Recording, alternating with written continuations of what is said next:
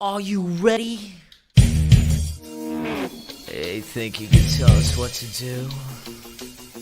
You think you can tell us what to wear? You think that you're better? Well, you better get ready.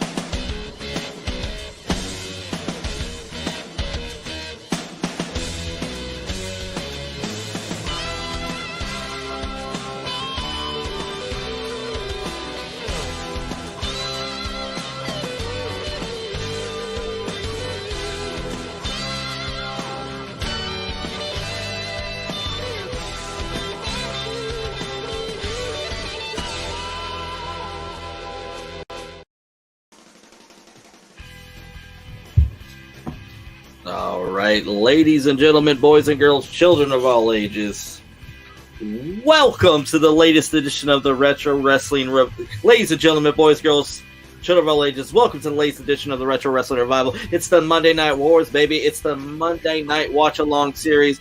We got Brother Martin here, ladies and gentlemen. I am happy.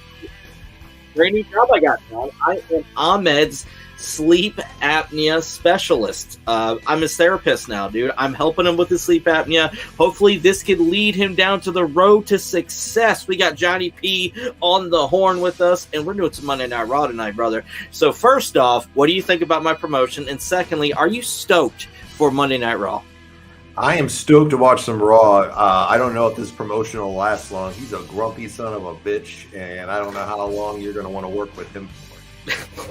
You know, he's an interesting fella, to say the least. Hot sandwiches, actually, were guaranteed to me. And cold beer. He's going to be good. Yes, put him to sleep. Throw a couple sleep pills in there. Knock him out, man, for days upon end.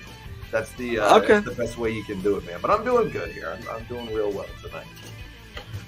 Brother, I'm excited. And, before we start this and we put the rocket fuel in and we blast off to Nostalgiaville, I got to play our sponsor, brother. Every single show we got a sponsor. And speaking of beer, which I know you are a beer connoisseur, meaning you're really not the biggest fan of it, neither am I, but hey, alcohol at all, so yeah, exactly. So like for me, maybe like the occasional glass of wine, the occasional martini, but I'm not a beer guy. But hey, they paid us in hot sandwiches, and so cold beer.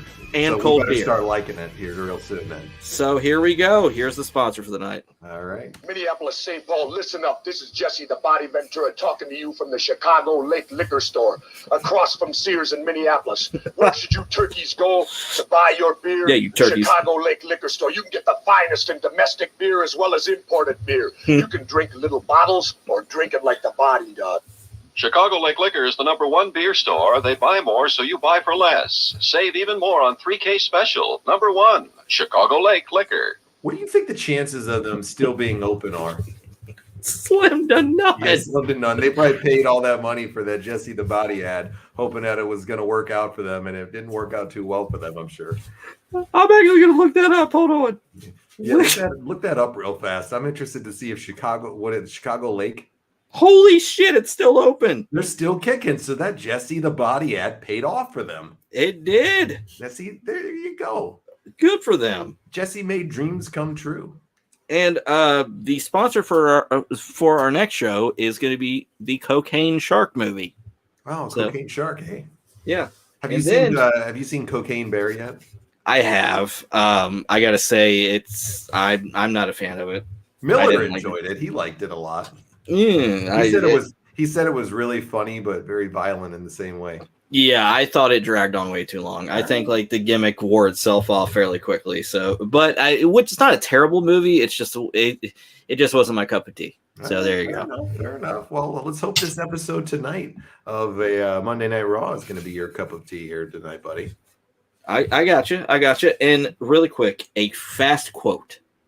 Fine then, the three of you can fuck off back to Canada. I really don't give a shit. The fat bastard snarled. That was a quote from a phenomenal book called No is a Four-Letter Word, How I Failed Spelling But Succeeded in Life by Chris Jericho. Man, I didn't know you could read that well. Yeah, I know, man. Has Ahmed been teaching you? Yes. All right, good. Which I'm up to like a 5th grade level now. I'm excited. Shit, man. Good for you, bro.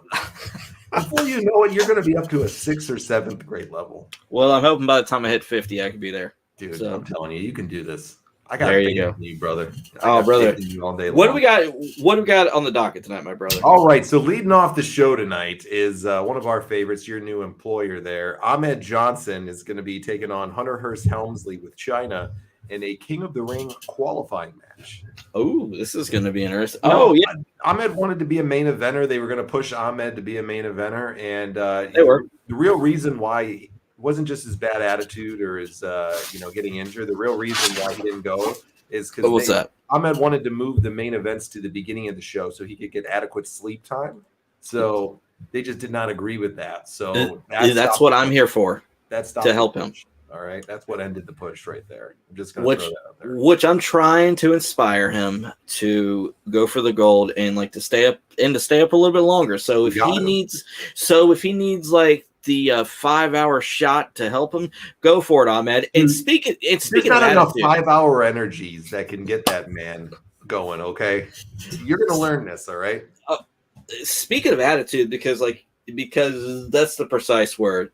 Brad Attitude is going to get his revenge on Caucasian Mike, by God, at the next AML show. Steel Cage I Quit match, April 30th at the Benton Civic Center in Winston-Salem, North Carolina. Chris, they got a special guest referee. Who's that? Chris, I'm very nervous about this for Brad. They got Earl Hebner, the king of the screw jobs. Whoa. The goats of referees. He's the king of the screw jobs. If he screws Brad, it's all over.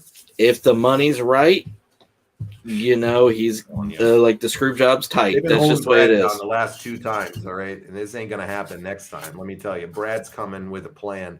His name might be right over here because I might have to come out and be in his corner here to make sure that they don't fuck Brad out of his title again at AML. Then I might call on nails. I'm just saying. Well, we'll have to see about that one. There ain't nobody that's going to be holding him down against Caucasian Mike at AML coming up here soon. Let me just tell you that. I got you. Our next match, Chris, a first-time person on the show. It's going to be Scott Putski is here tonight. To take on Leif Cassidy. Wow. And you'll wonder why they're about to lose in the ratings here very shortly. Better known as Al Snow. Yeah, I like Al Snow, though. I think Al's great. This Leif Cassidy versus Scott Putski match on Raw, I'm not too sure about. So we'll see, though. Wow. Okay. Yeah, I don't have high hopes for this. Well, the next match is going to be a fucking clusterfuck, to say the least. This is going to be interesting. The Legion of Doom is going to be taking on PG-13 in a tag team match. What is the over-under on the Legion of Doom murdering PG-13 here in this match? Very high. Yeah, high over. Just imagine PG-13 versus Public Enemy dream match. I'm telling you, boy, that would be something right there. Wow. Yeah, it would. Yeah. Well, the next match is going to be the Undertaker taking on Savio Vega. That could be a fun match. Okay. And then we have Rob Van Dam is on the show here. They're starting this ECW thing. He's going to be with Jerry the King Lawler, and he's taking on a young jobber by the name of Jeff Hardy. Oh, very nice. Yeah, little Jeff Hardy here in 1997, excuse me. Pretty amazing, right? Oh, amen to that. And the thing is that with Jeff Hardy and like with Matt, like the Hardy Boys, they have a very fascinating backstory, which I would encourage people like to look into it, about how they got started, like with the They lied WWE. and told them they were 18. Yep, and Yep. the guy that would book them, crap, I can't think of the guy's name. He's a real big asshole. The Italian Stallion is Yeah. they call him the Italian Stallion. I can't remember his full name or whatever, but he would take money from people and say that he was getting them bookings and then just screw them over on money. Oh yeah. Yeah, interesting times right there back in the day, huh? Oh, without a doubt. For young impressionable kids there, so definitely interesting. But RVD and Jeff Hardy in 1997 here, interesting. It's going to be fun to see. The main event is going to be the British Bulldog and Owen Hart, the tag champions. This looks like a four-way match versus the Headbangers versus the new Blackjacks and the most boring team that gets zero reaction, Doug Furnas and Phil LaFon. This Oh my experiment, God. 3 weeks in a row this is going on for with these guys. What is the over and under on them not getting a crowd reaction again? It's extremely high that they will not get a crowd reaction. They were fucking dreadful. Now, take a guess what town this is coming from tonight. I have never heard of this town in my life, and I've never heard of them doing a show here till this point in time. Take a wild guess. Battle Creek, Michigan. No, that would be a step up. Hold on. Loris, South Carolina. No. Newark, Delaware. Wow. Have you ever heard of Newark, Delaware? No, and I literally used to live like right by Delaware. I've been no to Delaware a million times, and I've never heard of Newark, Delaware. Now, Newark, New Jersey, I fly out of there all the time. Yeah. Newark, Delaware is where this is coming from tonight. What an interesting place to do a Raw taping back in 1997 in Newark, Delaware. I would suffice to say I don't know if Delaware's had any shows since this point. So yeah. I can't imagine there's any big arenas out there in Delaware where they're bringing in the big crowds or anything like that. Dude, okay, straight up, what happened before this show? Joe Biden got off of his train and said, by God, we're going to see some malarkey go down at Monday Night Raw. So go down to Delaware. in Newark, Delaware. I think Joe Biden's like the most exciting thing to ever happen out of Delaware. Yeah. I ain't saying that's the same. Well, he lived in Delaware, but I think he's from Pennsylvania, isn't he? Oh yeah, okay, He's from the Scranton area, right around where I live. Yeah, but he lives in Delaware now. So okay, he's a Delawarean. A Delawarean, yes. That's what they call him right there. What is there to do in Delaware? I'm sorry. They have like a beach over there. They have like Rehoboth Beach. They have a port out there, like a really cool port, the Port of Delaware. If you ever ride like through there, yeah. Well, hold on. There's a military base there, which is why I was there a bunch of times. Okay, and one of like the greatest tag teams of the past 30 years, the Briscoe brothers. They're from Delaware. All right, interesting. It's a very nice state. I'll say that when I rode through there every time and been through there and stayed in there. I think it's a very beautiful state. Would I be bringing the Monday Night Raw out there? Probably not, but it is a very beautiful state nonetheless. So. I gotcha. Okay. Do you think there's gonna be more fans that show up for this, or do you think the Clash of Champions has it beat?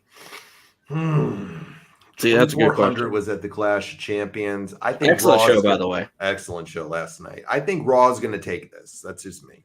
Okay. I think they're going to beat the 2,400 fans. That's my opinion, though. I got you. But opinions are like assholes. Everybody's got one. Everybody else thinks the other one's doesn't stink. So amen to that. So we'll see on that. But you ready to roll, man? You got the Peacock app loaded up. I got the cock ready to load, brother. He's cocked and locked and ready to go, folks. Well, if you want to watch along with us, going over to Peacock, that's where we watch on. It is the Monday Night Raw from May 12th, 1997. It's season 5, episode 19. So if you want to watch along with us, head right on over there. Chris, let's get ready to roll. Let's hit that play button in 3, 2, 1. Let's do this, son. All right, TVPG, so everybody can watch it. Oh, we missed Cold Day in Hell, Chris. Oh yeah, we were supposed to. Yeah, I forget it. Right. It's fine. Yeah, I don't think we missed much. It's all good. Anyways, Vader was out there against Ken Shamrock. Dude, Shamrock, absolute stud at this time. I dropped the ball here. What? It's fine. In sequence, we were supposed to watch Cold Day in Hell here, folks. We're sorry about that. I don't think anybody's going to be dying without watching Cold Day in Hell, though. If you want to go back and watch it yourself, go check it out. This wasn't rated very highly, so I don't think we're missing much at all. Ken Shamrock beat Vader, though. Ahmed, let's see what he did. Did he beat the entire nation? I see. You see the motivation I've done with him. I'm just saying, like the motivation exercise, and like the breathe right nose things. My idea, because guess what? What a great idea. Because Ahmed started to suffocate while he was sleeping, so I told him, "Hey man, breathe through your nose."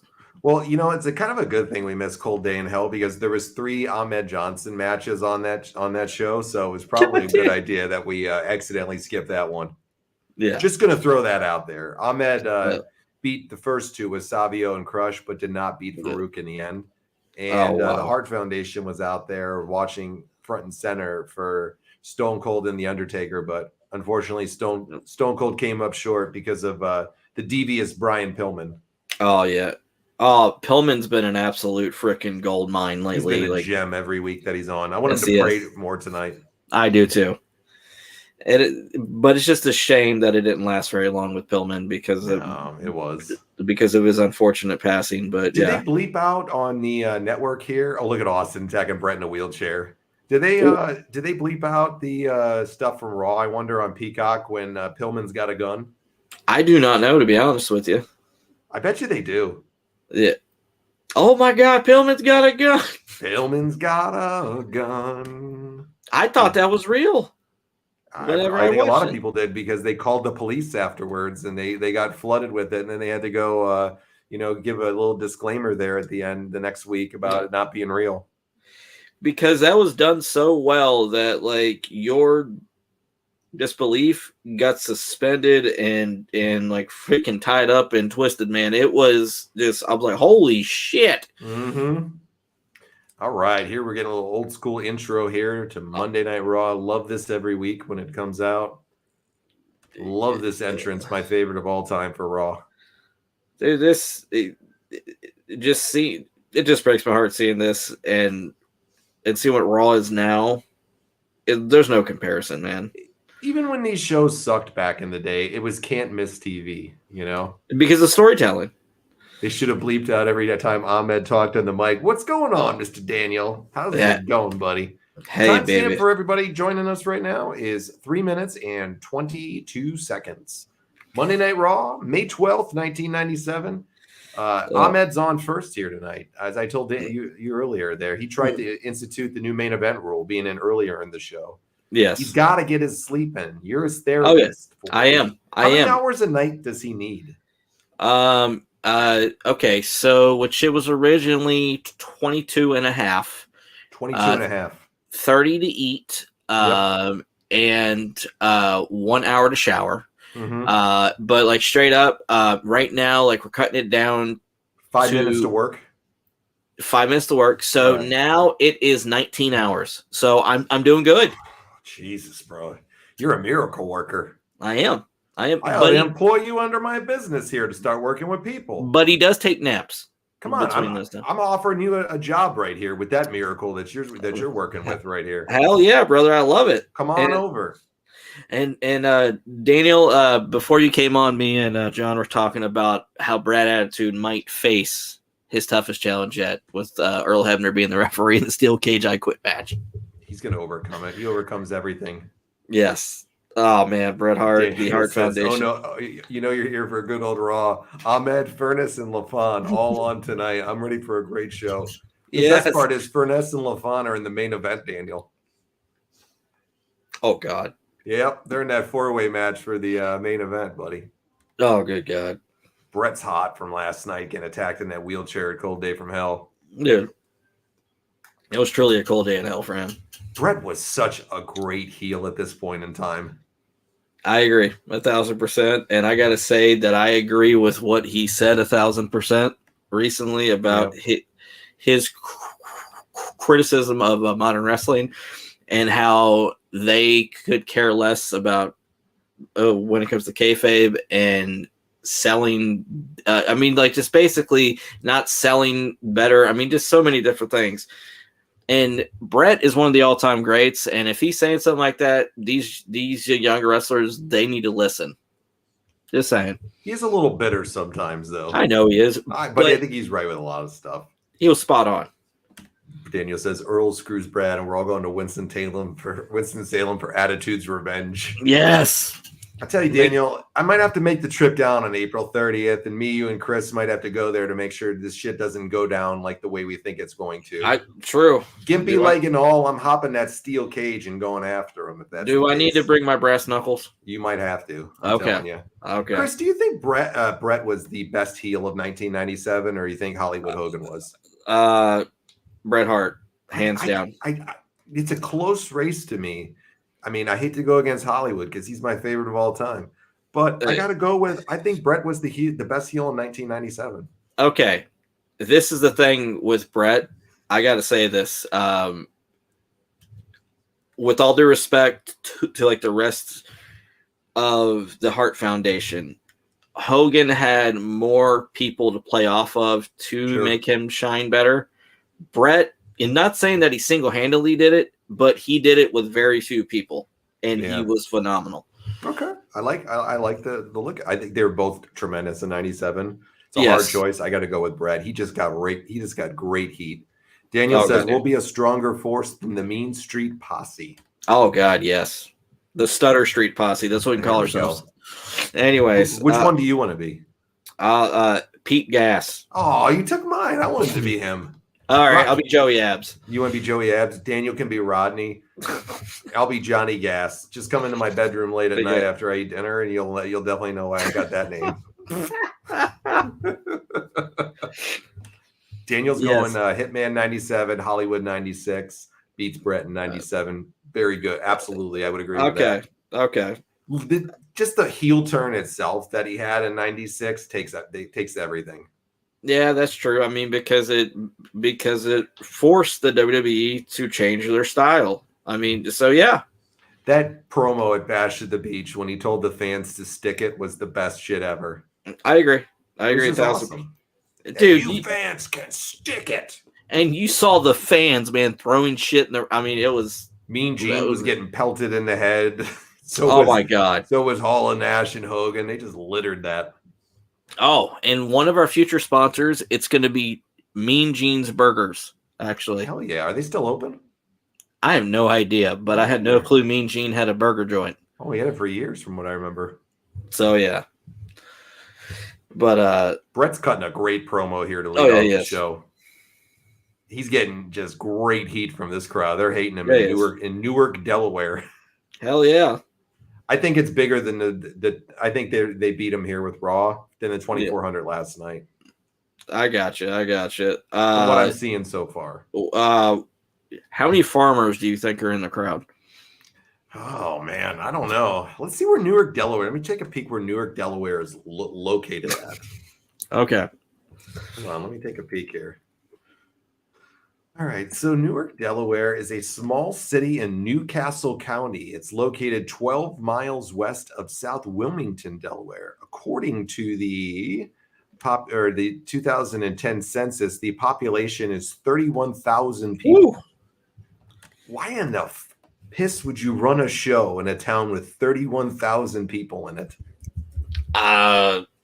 Cheap rent? I guess.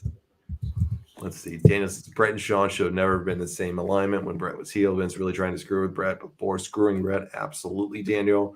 Once Brett bought into being a heel, he was off to the races and didn't look back in 97. Perfect job. 100% agree. Yeah. Do you know the population of Myrtle Beach is now? 60,000? No, 421,000. Wow. That's it's tremendous. grown up. Yeah. That's a lot right there. And we're number 10 in homelessness. Hey, well, you know what happens. It's a great way. It's a great way to attract more people to the area. Just put that out there on a billboard. Welcome to Myrtle Beach, the number 10 highest populated homeless population. Oh, and we're number 2 in methamphetamine drug overdoses. There you go. Those are all things to put on there. Oh, yeah. Dude, Pillman's going to whack somebody tonight with that fucking crutch. I just got a feeling he might go into the crowd and hit one of these people in Newark, Delaware. Oh, dude, I don't blame him. I don't either. He might pull this thing out and piss on the fan. Daniel says the population of Myrtle Beach, a lot of people who need to be humbled by Sheik. Yes. Apparently the Sheik did some commercials too. Didn't they do a biography on him last night? Wasn't that the A&E biography? Was it on the Yes. Sheik? Yes. I got to check that one out still. I got to give props to A&E with their biographies lately. They have been on point and phenomenal. Somebody pop this idiot behind Jerry Lawler. Come on, in the Mariners cap. Oh God. Sorry. He's just agitating already there. He's trying to get near the king. Dude, the greatest world title belt of all time. Daniel says he's going for number one. If you ain't first, you're last. Absolutely, hey, man. Bobby. Shake and bake. Just like we are number one in sex trafficking in America, Myrtle Beach. Wow. These are some wonderful things here for you guys. Well, yeah, dude, we've grown by like 30,000 people within the past year because of people just keep moving here. So has the curtain call happened yet? The curtain call was in May of '96, so yes. So the curtain call's long since happened by this point here for yes. Triple H, and he really hasn't recovered much from it, has he? No, Triple H was penciled in to win the '96 King of the Ring. I'm going back a year here tonight for some reason. He was penciled in to win the King of the Ring of '96, but then he got punished. So Stone Cold won it. Just think, if the curtain call wouldn't have happened, we might not have got Stone Cold. Exactly. So you talk about stuff happening for a reason. It's crazy, man. We're talking about a guy that took his lumps for the curtain call with Triple H. He got shafted for a long ass time. And I have nothing but the utmost love and respect for him. I think that he's one of the hardest workers in the history of the business, and he's one of my all-time favorites. And you talk about somebody that busted his ass.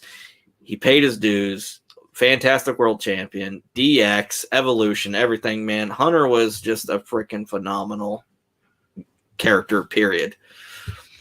Did you like this Hunter Hearst Helmsley gimmick that he did? Yeah, I thought it was good. I thought it was so played out with all that, blue blood shit. I gotcha. Which I'm thinking to myself, maybe Maxwell, he got inspired a tad bit by this Hunter gimmick. Ahmed's dumping a bottle of fucking water on his head before he even comes out tonight, brother. He's got to wake up. That water's cold. Wake up, Ahmed! I threatened him with a cattle prod. So he's all like, right. Fuck it, just give me a cup of water. No, he's going to electrocute himself extra because he doesn't want you to zap him with that thing. There he comes. Ahmed is here. God damn, those Daniel says if he don't get the shaft, who knows if he ever gets Chyna. Chyna was so big in his career, especially in the proving himself for years. Absolutely. Chyna played such a huge part. And definitely, Daniel, wake up, Ahmed. Get up. There you go. Would you say Chyna is the most influential female of the past 30 years? That's a tough question. Because she laid the foundation for a lot of women to follow. I don't think so. You don't think so? No, I think there was other women that were more influential than her. I think she was tremendous, but I think there was there's a lot of other women that over the last 30 years. I think I'd even throw, and say the Trish Stratuses and the Litas and stuff. I think they influenced it a lot more. Okay. That's my opinion, though. But she's definitely up there. What about minimum the Attitude Era? Do you think that she was? She was definitely the biggest one of the Attitude Era, in my opinion, the most influential one. Okay. I'm just saying in general. I think it's maybe Trish Stratus has a little bit more there. Yeah. Lita maybe potentially, but she's right up there. I gotcha. Daniel says Ahmed's mad that cattle prod really affected him. Yeah, hey. Dude, brother, he's worked 4 matches in 2 nights now with the 3 matches he had last night at Cold Day in Hell. Brother, I mean business, man. I'm just saying. And thing is, you're whipping him into shape. I am. I mean, and good job, man. Do you know who my next client is? It's going to be Ryback. Woo. Feed him more. Exactly. And are you going to get him a job in the business again? Because nobody else wants to hire his I am. AML, baby. Brad Attitude and Ryback, Oh, tag dude. team of the century. Brad doesn't waste his time with chumps, okay? Hey. Just imagine the dream team of Ryback and Ahmed.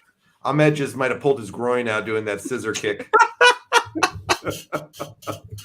Timestamp for anybody watching or wants to watch is Did you hear his 15 groin? minutes. Yeah, I heard that all right. Yeah. He pulled a fucking groin right there. 15 minutes. What the fuck is he and doing? 41 seconds, folks. This Ahmed match is tremendous already. This might get the show an automatic thumbs up for him doing that scissor kick in that groin. God damn. This is great.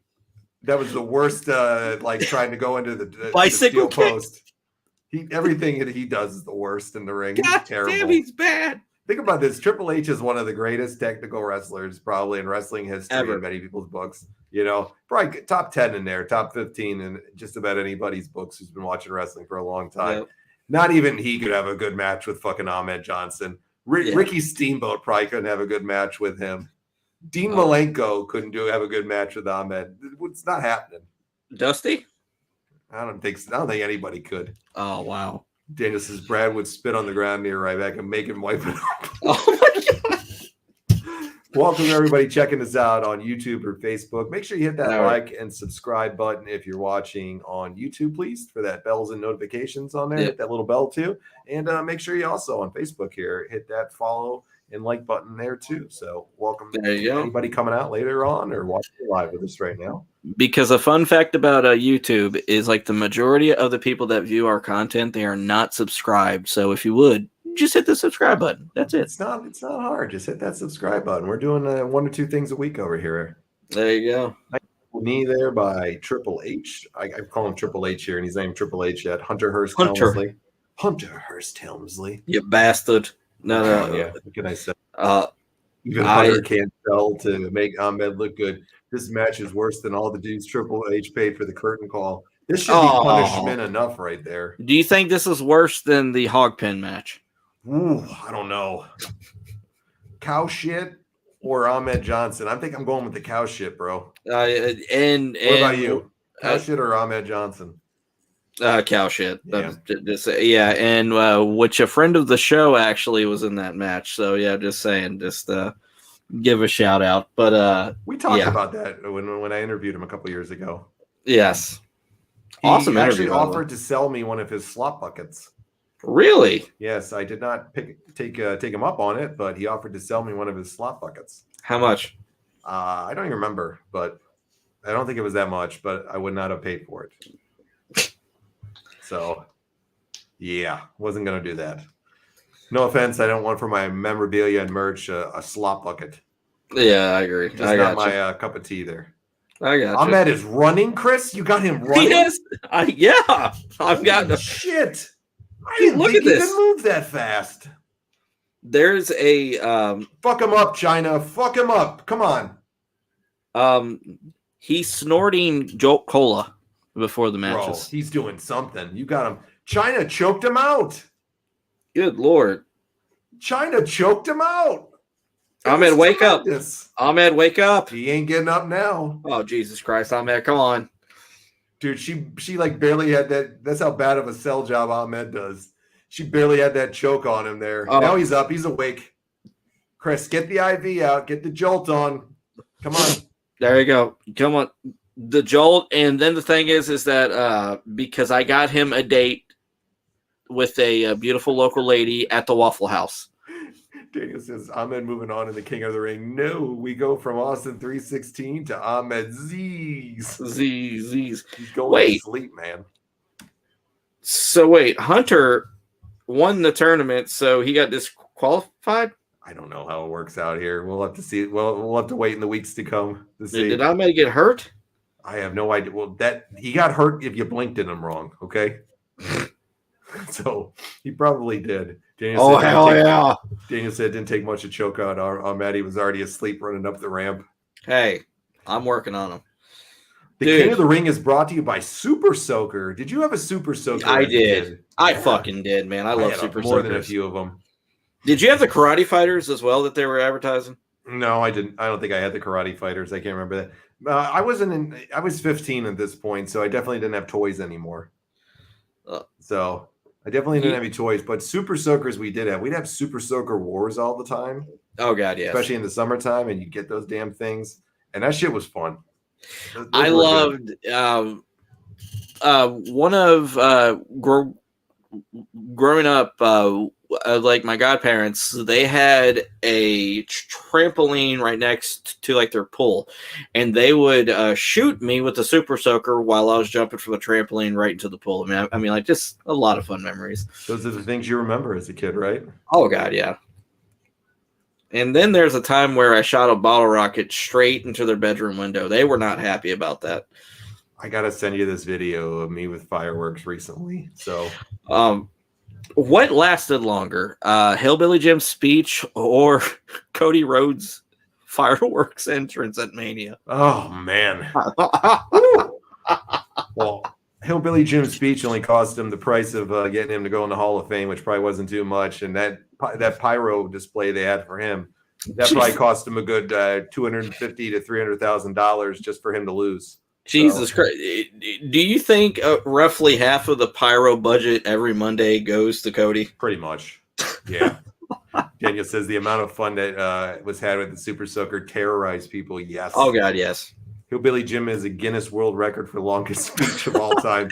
He's still giving it. He's fighting with Larry Zbyszko for that, Daniel. Yes. Thank you, Stone Cold. Now I can enjoy watching after Ahmed napping through his match. Yes. Stone Cold's out with that crutch from Brett from last night. I love it. Oh, God. Boy, he's got to be the hottest guy in wrestling the last year at this point since the King of the Ring 96. Oh, yeah, like without a doubt. Steve, like slow build, but I mean, just. And the thing about it is that Brett had so much respect for Austin that he was a hand-picked opponent for him at Mania. And that says a lot. And many people, their submission match was many people's favorite Mania match of all time. So I'm just saying, like, if Brett's saying, hey, you're fantastic, then that's saying something. Absolutely, man. It definitely, Bret Hart had him induct him into the Hall of Fame, right? Wait, hold on. Was it Bret that inducted Steve? I think Steve inducted Bret into the Hall of Fame. Steve inducted Bret, I believe. Hold on, I'm gonna look that up. I think you're right. I just want to inductee. I believe he was. I believe it was Steve who inducted Bret into the Hall of Fame.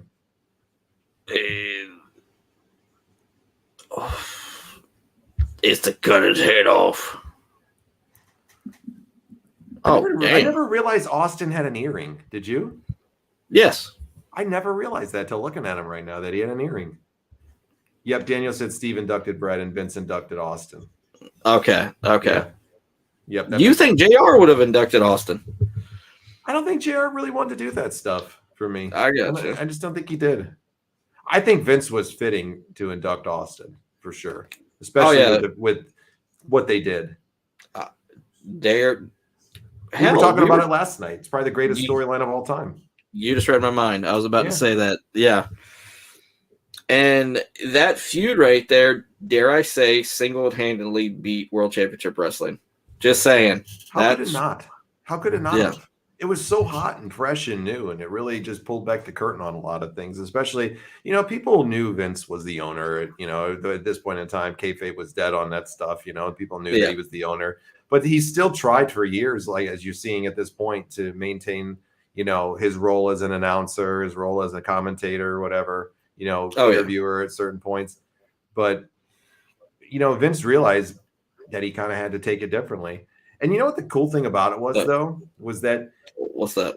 He really took it. He really stole a lot from Eric Bischoff in regards to how he turned things around, in my opinion, like for Raw. And one of the ways that I think he did it wasn't just the authority role that he did where he came out, where he was the owner and feuding with him, was he went live because these were pre-taped episodes at this point, and Bischoff was going live every single week. And people wanted to see live because they could see the spoilers and it wasn't as fresh to them if it wasn't live. And I agree. When he started doing that was when he started to get his momentum back, and they were building their storylines. It was hotter. It was better. He took that from Bischoff. It was smart. Like that. Bischoff, and it worked for him. And oh my God, there's miserable son of a bitch on the screen. Did you just see that? Was that Greg Valentine? Yes. Oh, Lord. Jesus, look at Ivan Putski, how big he was back in the day. Oh, that's all natural. What are you talking about? Yeah, that's all natural, all right, sure. Jesus.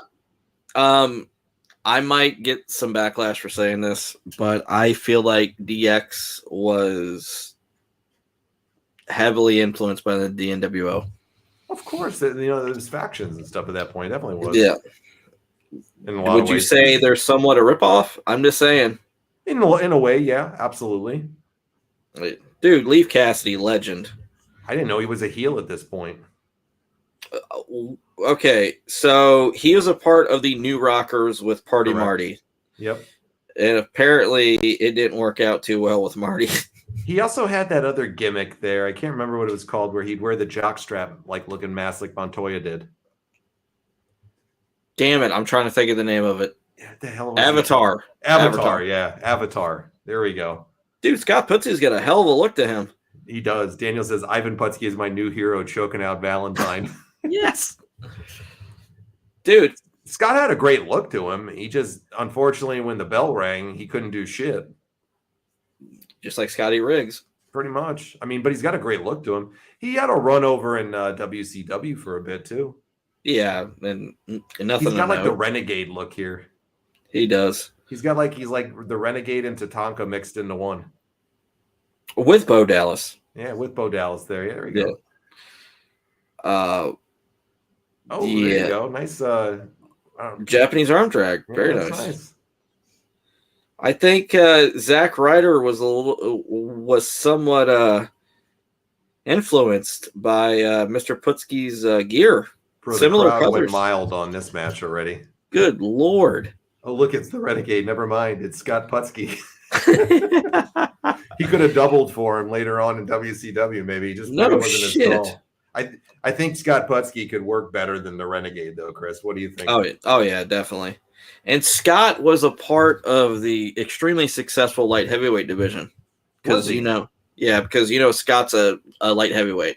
Yeah, he really looks it right there. Oh, Looks like he's what was it, the 205 and under? Oh, yeah.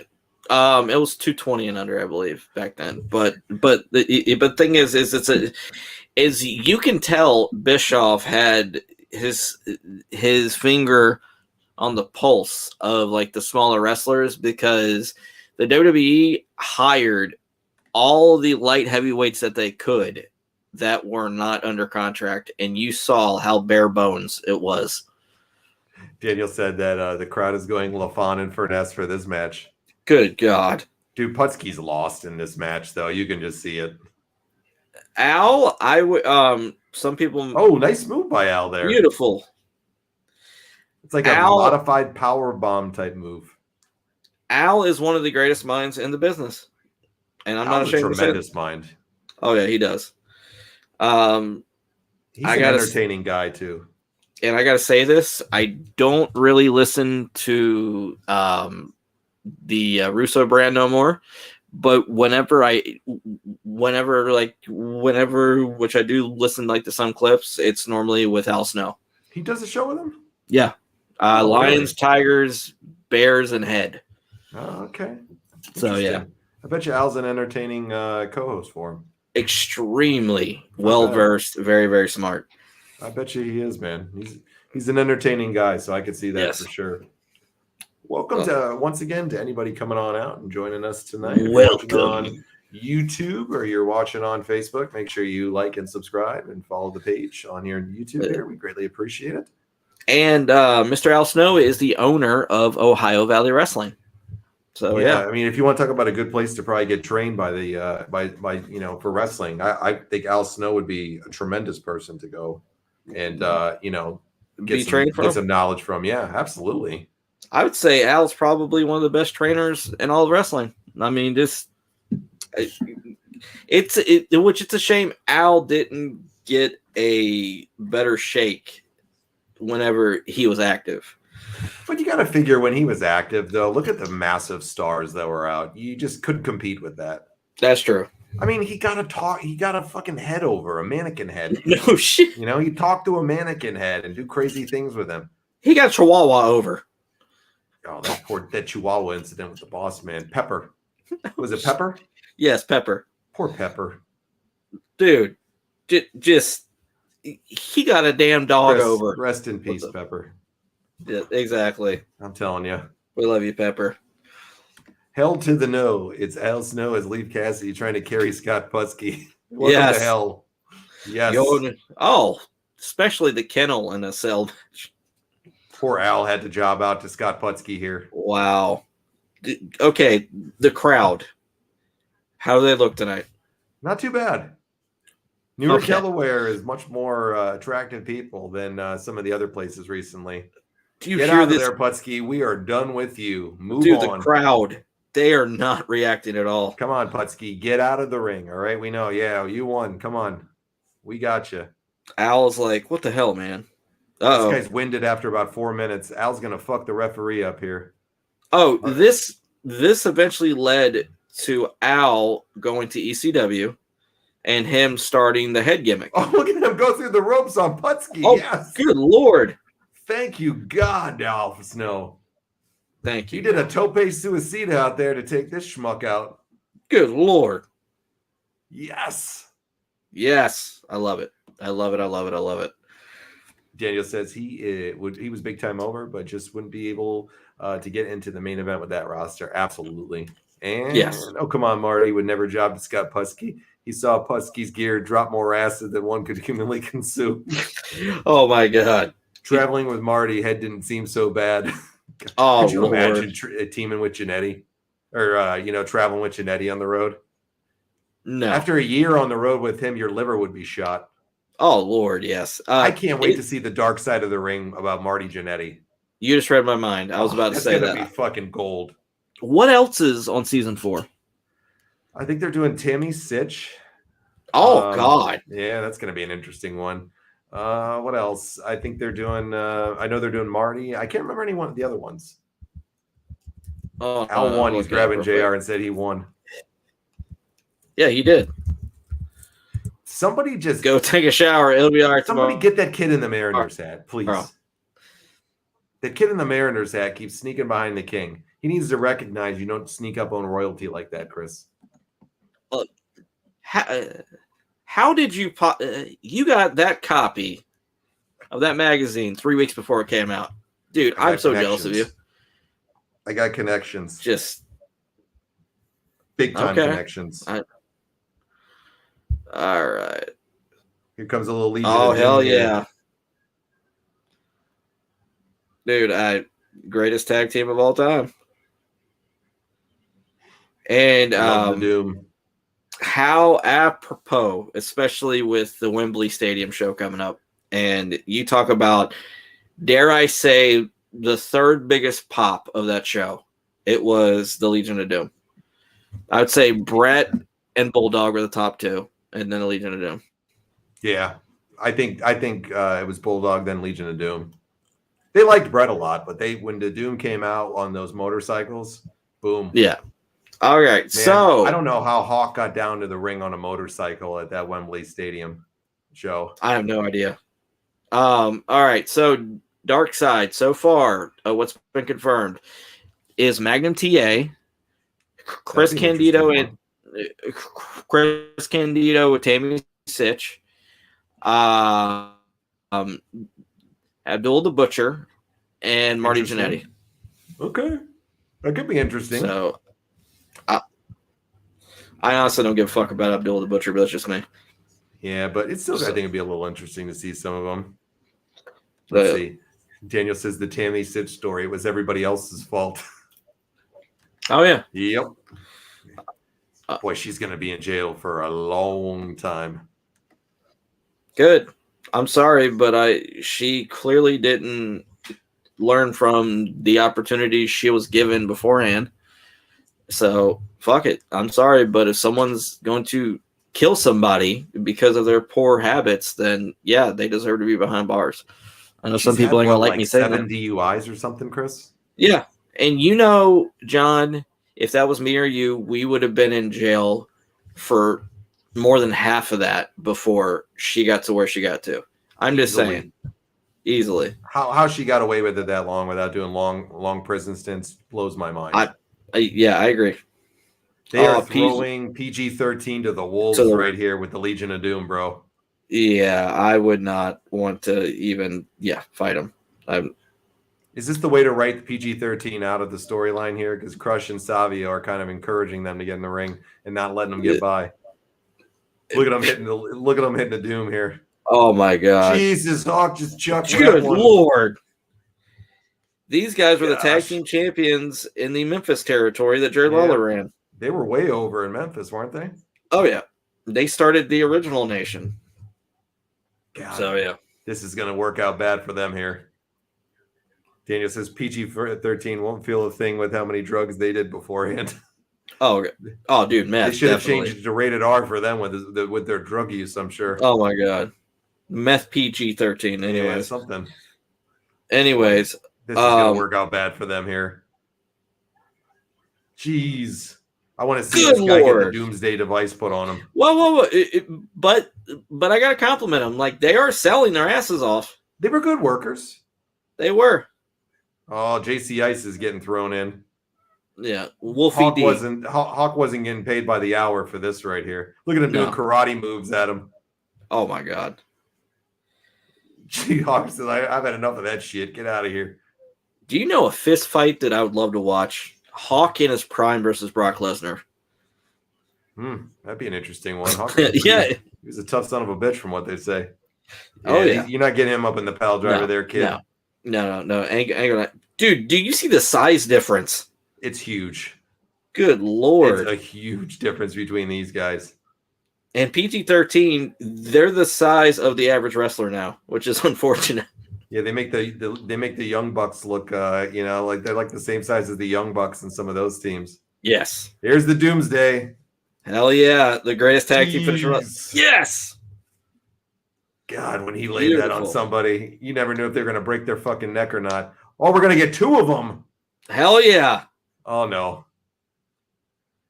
Oh Lord Jesus. Oh, good Lord. Stacking up a black cordwood. That was a fun squash match, right? It was very well done, and it was a shout out to PG-13. They did a hell of a job. They Great sure selling. played their role well there. They did. I'm telling you. Thumbs up for them. I'm telling you, I liked it. Good job. So for it. And they made Legion of Doom look like $1 million. So far, very entertaining show here tonight. Yeah, I'm very surprised. I got to give it to Newark, Delaware. They got a hot crowd. They knew they were never getting another wrestling match ever again here in Newark, Delaware. So they were like, we're going to cheer our asses off because nobody's coming back here. Whenever their biggest form of entertainment is tractor pulls. Yep. Daniel says that was LOD at their best. Better in a couple minutes than 15. I agree. Yeah. It's kind of like with Goldberg. I mean, what is this commercial here? Look at this guy. Oh, good Lord. Jesus Christ. Is that Bastion Booger with hair? I don't know, man. It's a radical looking dude here. He's creeping in the window at her. He's sneaking up on her and sniffing her.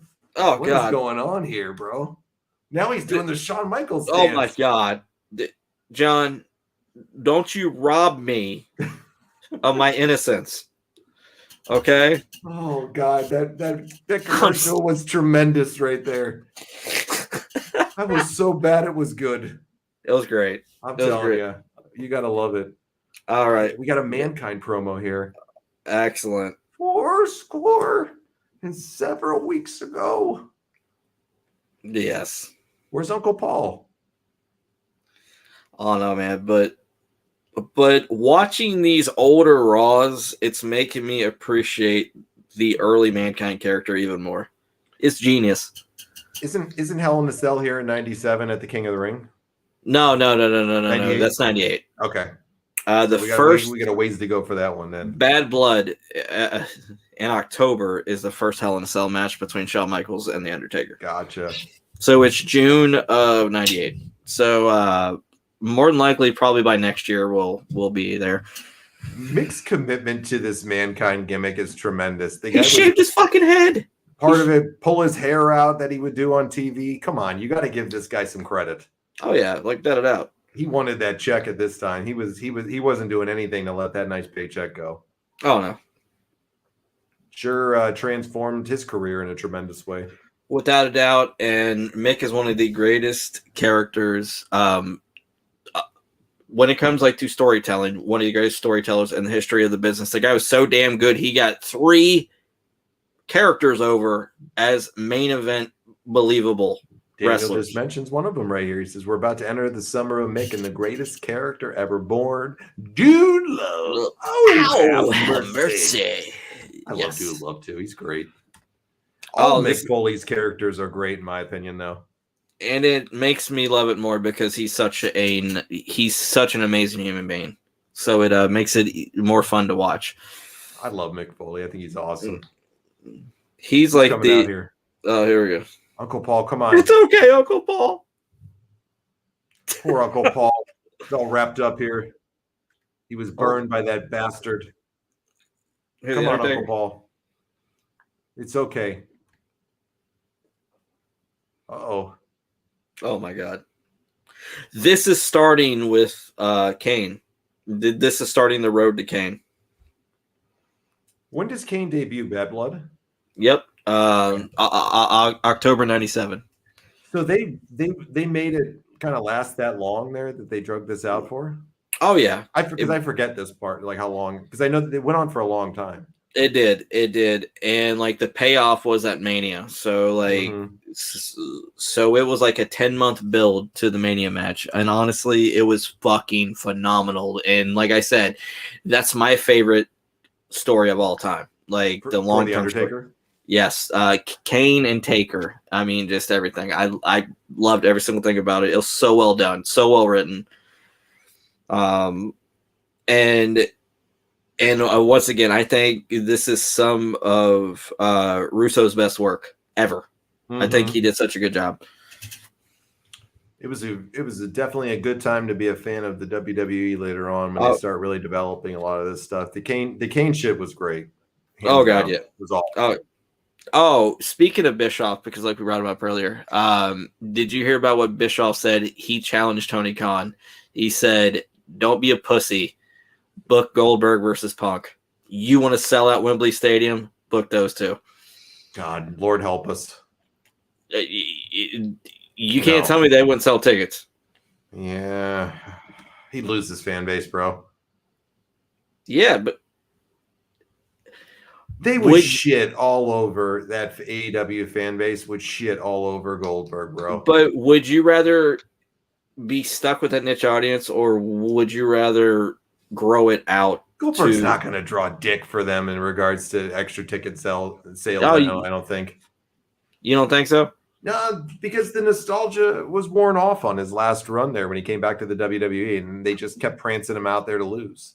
I think they should, which in my opinion, Goldberg should have retired after that Survivor Series match with Lesnar. I agree, but he got offered millions and millions of dollars, so you can't blame him. I don't blame him at all. Daniel says the Fire Undertaker's so good. Paul was such an amazing performer. I agree. And he says, keep Goldberg away from AEW. He had that last big moment with Brock at Survivor Series. Yeah, my thoughts exactly. I think that they would lose a tremendous respect from some of their fan base because that's a wrestling-centric promotion. They don't care about the storylines as much. They're all about the wrestling and the Meltzer 5-star matches and all that shit. Yeah. Goldberg ain't had a 1-star match, probably. Not that I give a shit about the stars and that bullshit system with Dave Meltzer. That's the stupidest crap in the world. But, dude, I think they would drive people away. I think the best match Goldberg's ever had, it was with Diamond Dallas Page. It was good. I like the Hogan match, though. I think the energy and excitement behind the Hogan match when he beat Hogan at the Georgia Dome was awesome. Oh, okay. Well, yeah, that too. But great match with DDP, though. Okay. Based off wrestling skill and showing the full extent of what he could do, I think the DDP match. I think but the Hogan match that made him a fucking megastar. If anybody ever wants to sit over there and chastise Hulk Hogan's abilities in the ring, look no further than the Goldberg match at the Georgia Dome. All right. Yeah. Here's a kid that Goldberg was a kid at the time, a young guy, early 30s, late 20s, whatever he was. Yeah. Had less than a year of experience. All right. Went on this crazy run of just skyrocketing to the top. Hogan and him are lined up to take each other on at the Georgia Dome in front of nearly 45,000 people, sold out, and where this guy played football, for the Bulldogs. He played for the Falcons or something too, right? Yeah, Falcons. Okay, so this guy's a name over there. They know him. This guy's on the highest rise. Less than a year of wrestling on the active roster, and here he comes out to this just huge event in front of all those people. Hogan, he said he walked in the back and asked Hogan what he wanted to do. And Hogan told him, don't worry about it. I'll walk you through the match. We'll get through it. Yep. And that match was fire. It was awesome. It was electric. No, I mean, I'm not saying it's the greatest, technical wrestling match of all time. But but for anybody that ever wants to knock on Hulk Hogan and think Hulk Hogan can't work, go watch that shit. I agree, because he made Goldberg look like $1 million. 1,000%, and a young rookie at that, getting in there with the greatest of all time. So that was the highlight, of course, of Goldberg's career, and he had a tremendous career in that short period of time. But I feel like they should have done that on pay-per-view. Yeah, I would agree with that too. But look what it did for their ratings, and look what they sold out for that Georgia Dome on a Nitro. Yeah, but do you think that could potentially have been one of the highest buy rates they've ever did if they did it on pay-per-view? I don't know. I mean, I think it would have done well, but I don't know. I think it was a smart move.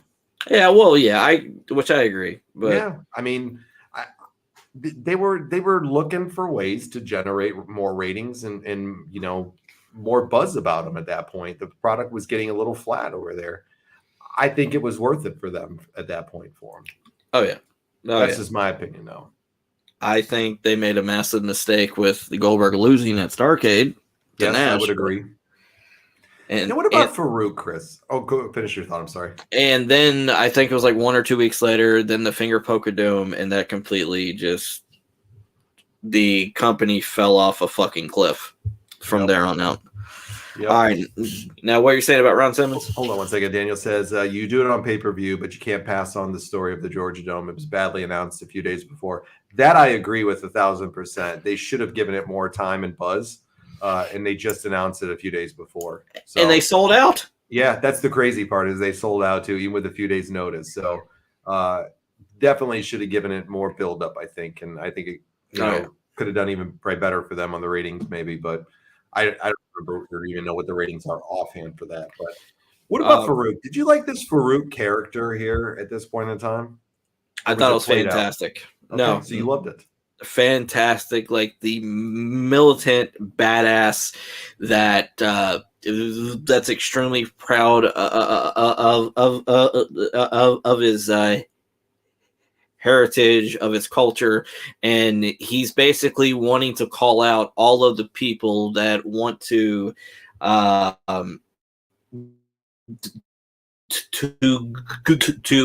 hate on him, like to hate on his people, and he's saying, hey man, fuck you, these are the injustices that are going on, and this is what we're going to do about it, which if you're not going to respect us, we're going to beat that respect into you. I love the character. So yeah, I do too. Or do you think I do too? No, okay. I think you're right. I like this character too.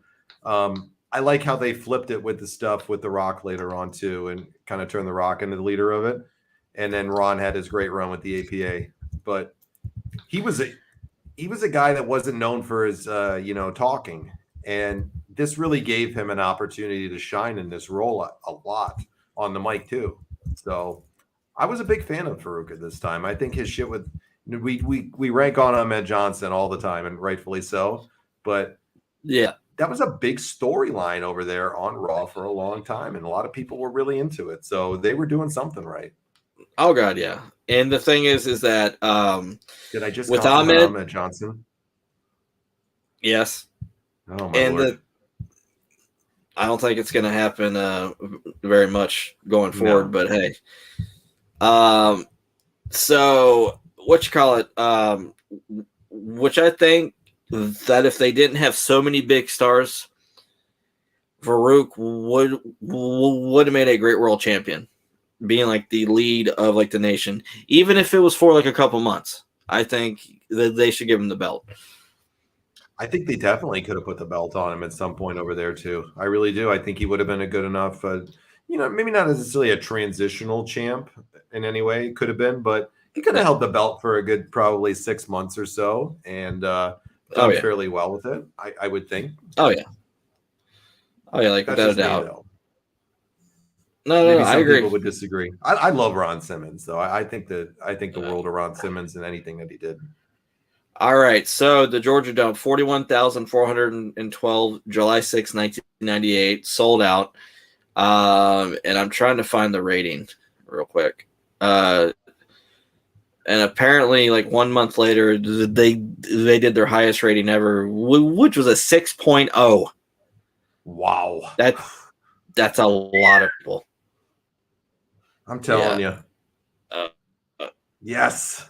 Jesus Christ. I love when Undertaker's entrance. Every time I see it. I know it takes forever, but it's the most chilling entrance out there for wrestling fans to watch. I had the opportunity to see Taker's entrance live at like the No Way Out show back in 2005. You talk about giving you goosebumps. Dude, I can't describe it. You've seen him live many times. The words can't do it justice, man. Like the character, the vibe, everything. You soak in everything about him just by walking him down there, and you know all about him. I mean, just everything. I can't say enough. And he was facing Roman's cousin, Luther, that night. Luther Reigns, better known as Luther. Horseshoe. Old Horseshoe, man. From Horseshoe the WCW days. Yeah. Daniel says, if you see him in person, there's truly no entrance like it.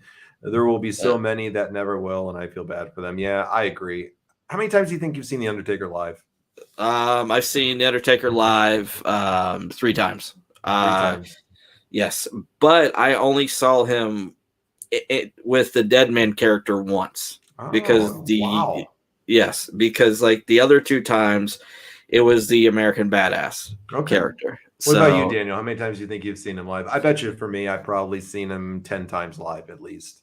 I got you. And every time, like we would sit over there and just watch that entrance, and it would just grab you right off the bat, no matter what he was doing, whether it was the American Badass gimmick or the Dead Man, or the Undertaker's or stuff like this way that I like this version the best. That's just me. Just tremendous. Okay, so that show did a 4.8 rating. Wow. What would they do for a 4.8 rating today? No shit. Mind you, ladies and gentlemen, this is Sunday Night Football numbers. Mm-hmm. Wow. And there's a lot more football fans than wrestling fans. So like that's telling you something back then that if they're doing like a 4.8. Mm-hmm. Which is on average, from what they say, between 6 to 7 million people. A lot of damn people watching your show, right? I don't even think the WWE does that total all week anymore. 6 million people? Yeah, do you think they round out about 6 million? You could put NXT, all EW shows, every WWE show, and they're not doing that in a week, I bet. No. All of them put together. Daniel says he was going to say about 10. He was always on the show. Loved heel Big Evil, too. Yeah, Big Evil was great. I liked it, too. I love Corporate, the Ministry of Darkness, that he would do as well. I thought that was an awesome period for him.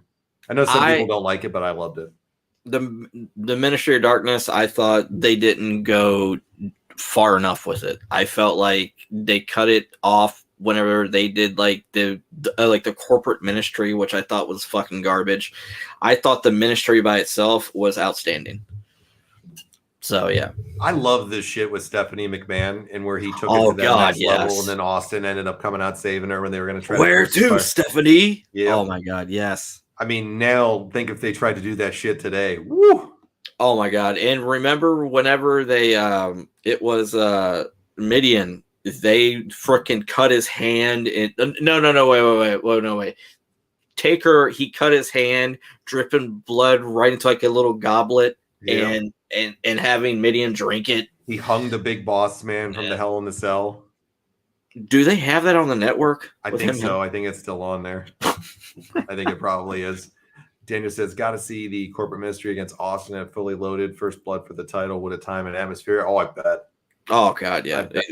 That pop when Austin comes out to save Stephanie when he's going to crucify her. Outstanding. You know, when he's got her right up there on the cross and he was marrying her or something, right? Yes. Yeah, and they got her like she's getting crucified on the thing. When Austin came out and pulled the save for Vince, you know, like that was awesome. Yeah.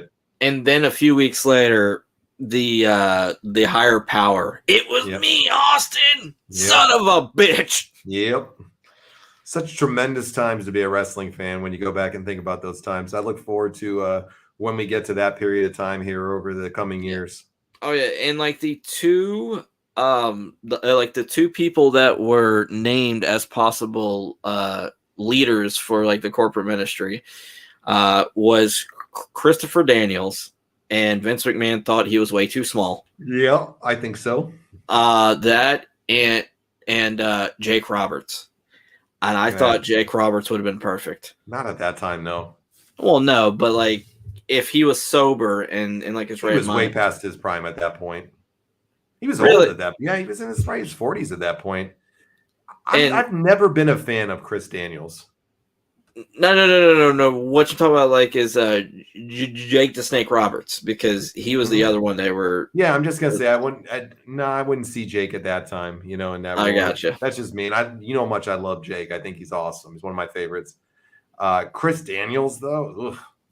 Daniels, great performer. I just never been into him as a character or anything like that. He's horrible on the mic. Oh, he's dreadful. That SCU shit that they would do was the worst.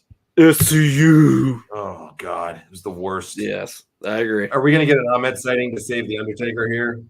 No, he's got to be in nap time. Chris, did you put him to bed? I did. I injected him with Michael called it his milk. Okay. I can't. Look at Farouk whipping the Undertaker. His melatonin fentanyl cocktail. I had to do it.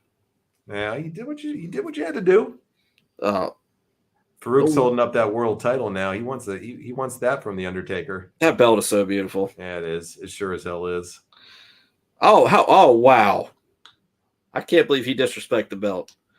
Hey, he can do whatever the hell he wants to do. You gonna tell Ron Simmons not to do that? No, I'm good. I don't think many people in the back were going to do it either. Even to this day, I would not fuck with Ron Simmons. I'm sorry, I wouldn't. To quote many people, he's unfuckwithable. Yeah, I agree. Oh, here we go. They have no idea who RVD is here. They literally have zero idea who he is at this point. Nowadays, the crowd would go fucking banana. I don't think Newark, Delaware was a big hotbed for ECW. No. Rob was one of my favorites growing up. I loved watching Rob. Jerry's on the mic now here for him. Extremely crappy wrestling. Look at that awful fucking ring gear that Jeff Hardy's wearing. Oh, wow. Boy, that is some awful looking ring gear at that point. Good God. Is that Howard Finkel? Daniel goes, they're in the middle of nowhere. Like, what's in ECW? What's on ECW? Daniel says he was not healthy enough. Oh my God, Hat Guy's there. Hat Guy is there. Daniel said he was not healthy enough to run against Austin as a leader, Jake, that is. I didn't like Vince being the leader, but I understand why he did it. Yep. Yeah. I think, honestly, and this is a little bit of me pulling back the curtain with me and John. We were going to do an Extreme Championship Wrestling watch-along series, but honestly, it was so bad we couldn't. It was so bad, those beginning episodes. Yeah. It was terrible. Sandman was like a surfer dude? Yeah, he was a surfer coming out in a wetsuit. You think I'm fucking around, folks? Just go check out the first episode of ECW, the television show that they put out there. We just couldn't do it. The whole show is just terrible for like a year. Now, maybe even longer, maybe a couple years, so they really start to get exposed. Now, we might down the road do like the TNN show, maybe, but I gotta find where it got good later on, Chris, when it was on MSG. I'd have to go back and look and see when it started to get kind of good. In my opinion, I thought it was good in like the middle of 96 through, I would say, 99. I would say that was their hot period. But this is the birth of Mr. Monday Night Raw Van Dam here, though. Yep, that is history, baby. And that name carried on with them for many years. Oh, yeah.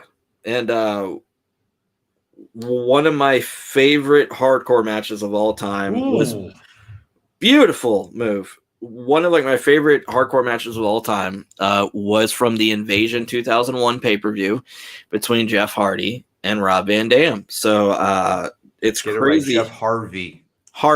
Jeff Harvey. I was going to say the same thing. They had a great feud later on. Oh, they did.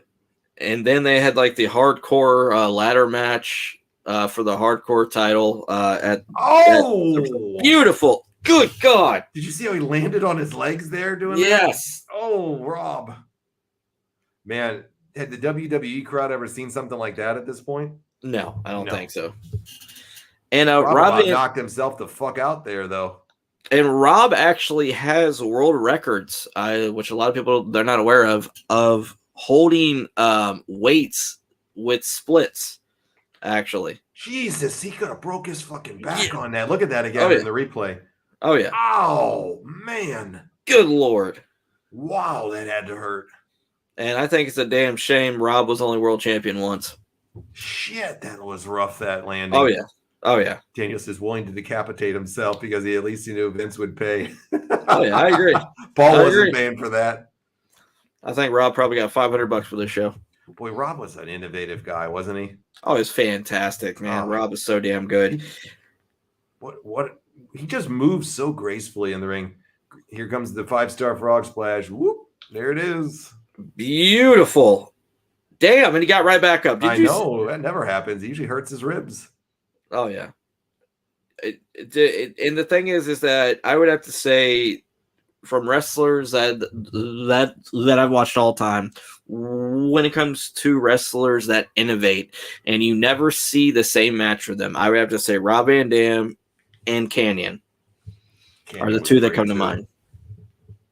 I love that there, and he puts his fist up to his chin there like that.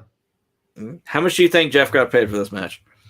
Oh, probably about $200 in a case of beer and hot sandwiches. Dude, hot sandwiches, man. They weren't paying much for the talent at that point. The Delaware cheesesteaks are phenomenal there. What a fucking frog splash he has there. Yes. Beautiful. Other than Eddie Guerrero, do you think anybody does it better than him, than RVD? And not even close. Yeah. I would have to say number 1's Eddie, number 2 is Rob, and number 3 is, you better recognize, being down with the Brown, D'Lo Brown. D'Lo did a great one, too. Very good point. I forgot about that. Dude, D'Lo's was awesome. You talk about someone that was extremely underappreciated. D'Lo Brown was fucking great. He was. I like D'Lo, too. I think he was really good. Oh, yeah. Coming up after the show, folks, is USA Original Series La Femme Nikita. What's your favorite La Femme Nikita character? Rudy. Rudy is fantastic. The double agent spy. He gets blown away in one episode, but that one episode was memorable. Pacific Blue that they used to have afterwards too. Wasn't Mario Lopez on that? He sure was. You're like, it's like we've worked together for so many years. Exactly. It's like you read my fucking mind. All right, like we've probably done about 500 shows together through the years, maybe more. You were reading my mind. I was just about to say the same thing. Mario Lopez. Yes. 100%. Outstanding. Yeah, tremendous. That's not the first time tonight you've said something or I've said something that we were both going to say. Dude. Here, all right? Dude, like Mario is just absolutely outstanding. Daniel says D'Lo should have given a frog splash to La Femme Nikita. Oh, yes. Dude, you talk about great characters. Dustin Rhodes, you guys know our love for him. I think Dustin is one of the greatest wrestlers ever to never be world champion. But unfortunately, even Dustin would admit he sabotaged himself with his own poor choices. But regardless, his talent speaks for itself. It sure does. Dustin's a hell of a talent, and I think he's wrapping up his career this year. I think this is going to be it for him in 2023. I think I heard that recently. And he can still go. Oh, yeah, he definitely could. I think he said he's wrapping up his in-ring career, though, this year. I could be wrong, but I'm pretty positive I heard that recently. Hey, I mean, he's definitely a Hall of Famer. I mean, you got to figure, this guy's been around since the late 80s. Oh, yeah. And he's still in phenomenal shape. Absolutely. I mean, he's been around since the late 80s now. So this guy has literally been in 80s, 90s, 2000s, the 2010 era, and into the 20s. This guy's been around for a long ass time. Hold on. 80s, 90s, 2000s, 2010s. He's been around for 5 decades. Yep. Let's see when he debuted here. Let me give you the accurate one. Let's say 87. I'm guessing 87. Let's see. He debuted in September 13th, 1988. 88. Okay. So 2 days after I was born. There you go. That's a long time. Nearly, how old are you, 34? I'm 34. Yes. 34 years in the business. That's a long time. That's a long ass time that he's been around with it. Holy shit. He's been everywhere, too. I'm looking at his bio right here. Started off in championship wrestling from Florida. Then did WCW from 88 to 89, Japan and Memphis. He had a brief stint there in the WWF where he was with his dad in 90 and 91. Went back to WCW for 4 years. Went back to the WWF from 95 to 99. I mean, just had a ton of different shit there. Returned to WCW in 99 to the end of it. Turnbuckle Championship Wrestling 01 to 02. Another run in the WWF from 01 to 02. Let's see. Indie Circuit 03 to 05. TNA 04 and 05. Went back to WWE 05 to 06. Indies 06 to 07. Went back to Japan in 07. Went back to TNA in 08. Yeah. Indies again in 08. I mean, I just keep going down. Another return to the WWF where he stayed from 08 to 2012. Jesus Christ. That's his 4th run there. Went back to the Indies in 2012 to 2013. Had a 5th return to the WWE in 2013 to 2019, and then AEW. Vince must really love him. That's a hell of a resume right there. It is. How many people other than Marty Jannetty can say they've had 5 runs in the WWF or the WWE? That's a really good question. I don't know who. That's a lot of runs right there. 5 different runs. And I bet you he'll be back there at some point in time after his AEW time is over with. He's going to the Hall of Fame. Oh, he's got to go in the Hall of Fame. He definitely should.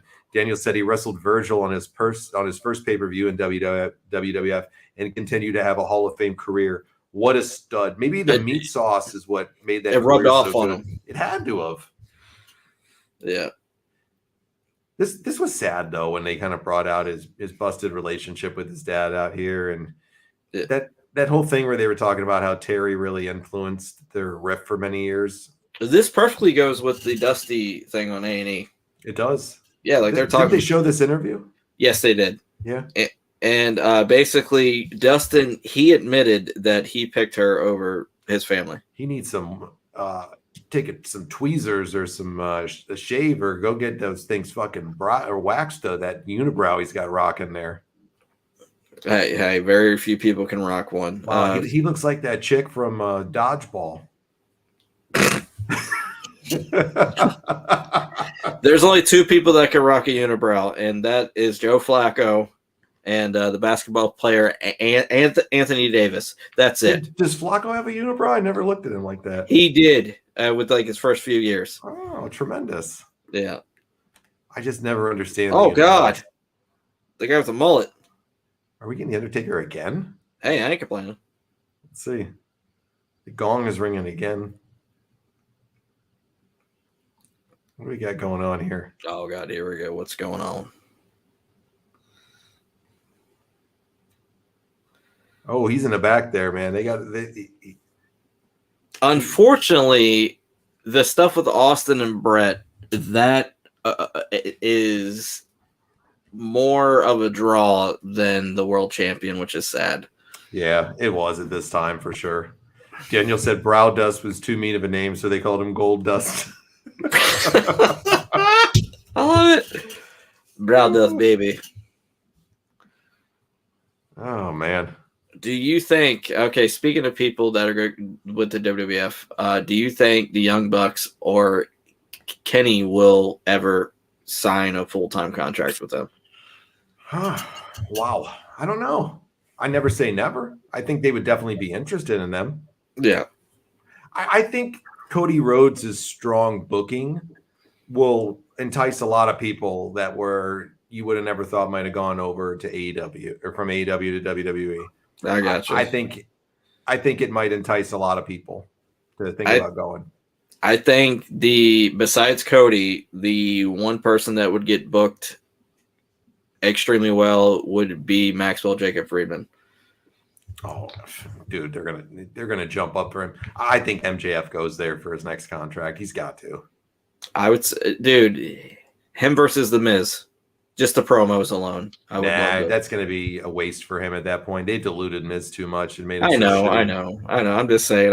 He's a main eventer, not The Miz. And you know how much I love The Miz, and I think awesome things about him. And he's one of my guilty pleasures of wrestling superstars through the years. I think he's great, but it's too late for that with him, unfortunately, right now. Or LA Knight and him. They'd have some great promos. I mean, the promos with Miz and MJF would be worth it. Yes. For sure. But MJF has become such a big name that you got to throw him right in there. Oh yeah. And he ain't going to fucking NXT, folks. Let's just be honest. He ain't fucking going there. And whenever he debuts for the WWE, he needs to go after Cody right away and say, "You piece of shit, you abandoned me." You got it. That's the money right off the bat. Go right back to that. They had a great feud in AEW too. Oh yeah, they did. People would eat that up. Daniel says if WWE couldn't book Kenny Omega, it says a lot more about their booking than anything. I think they would book Omega phenomenally over there, Chris. That's just my opinion. He's such a tremendous talent in the ring that similar to the way they book Styles, I think, because they'll book Kenny. Daniel says MJF would tear Miz apart. Miz is too nice. His whole outside story with his wife and kids in life, he'd get torn up. If it would have been a few years back with the Miz, I would have loved to have seen it when they were actually building the Miz up good. The Intercontinental Champion Miz. You know what I like about that MJF has always said, though, is he gives Miz a ton of respect because so many wrestling fans shit on the Miz, and MJF has put him over so many times, and MJF doesn't put a lot of people over. Furnas and LaFon are eliminated. Thank God. That's all I'm saying to that. Thank God. Okay, so the new Blackjacks. So Bradshaw and Barry Windham. This is a fucking shame seeing Barry Windham do this. I'm sorry. Yeah. Dye his hair black, cut it short, give him a really shitty mustache, and throw him in there with JBL. What was the worst gimmick, the new Blackjacks or the Stalker? The Stalker. I don't know. Jeez, that's a tough one. Jeez, what? Whew. We got a man with natural charisma, one of the most naturally talented wrestlers ever. Vince, hey, pal, since you like to go hunting, here's a great gimmick. You're going to stalk people. Get Stalker. it? Yeah. Get it? You stalk animals. You stalk animals. Well, guess what? You're going to stalk the fellow superstars, pal. It's like Daniel calls it right here. He says Wyndham's just collecting a check at this point. 100%. Oh yeah, definitely, and he went back to WCW after this run too.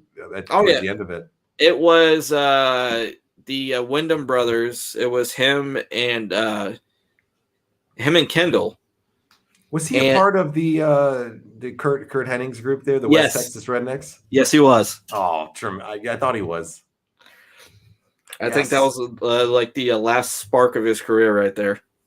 I like country music. What'd you think of the Headbangers? They were okay. I was never really big into it. I'm not in all that punk rock shit. Yeah. That's just me. Oh. Wait. Yeah. Okay. Never mind. I think That that was on the rope. I thought they fucked up the finish right there. Like, wait. I thought they did too there for a second, but his foot was on the rope. Bulldog's gonna roll him up. Nope, doesn't get it. Oh, Boy, there is absolutely no reason for this match tonight. This is like about 4 minutes long and probably a few minutes during the commercial that we just saw. filler. And, I don't know why you'd fill your end of your show with this, though. I know we got 15 minutes left or so in the show, so there's got to be more coming to it. But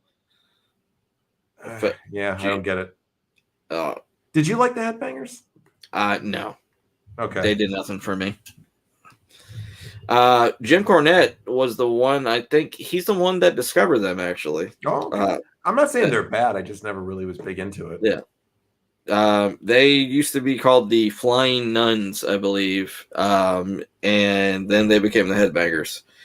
They did that thing on Sunday night or the Shotgun Saturday Night from the first one that we watched. Remember? Yep. Oh, dude, that shotgun, that first one was great. That might be one of my favorite shows that we've ever watched. Yes. When they did the Macarena with the little people, that sold you. Like, dude, you're like, this sign me is... up for that one. I don't think we have it on video. Mac, well, we did, but unfortunately, we have some people that Yeah. Or wild hair. That was fucking awesome. Let me just throw that out there. When they did the Macarena like that, and Todd sang that song and made all of those awful statements, and then they had the little people fighting in the ring, Sonny on there, like that was just absolutely tremendous. It was. And then Terry Funk, just yeah. Daniel says that they were like, we just need Bulldog and Owen in a match, and they book them against jobbers. Yeah. Like, why would you give the Headbangers, Furnas and LaFon, or the new Blackjacks a title shot at this point? What have any of them ever done to earn a title shot? That's true. Do not make Mr. Terry Funk angry, because he'll call your mother a whore.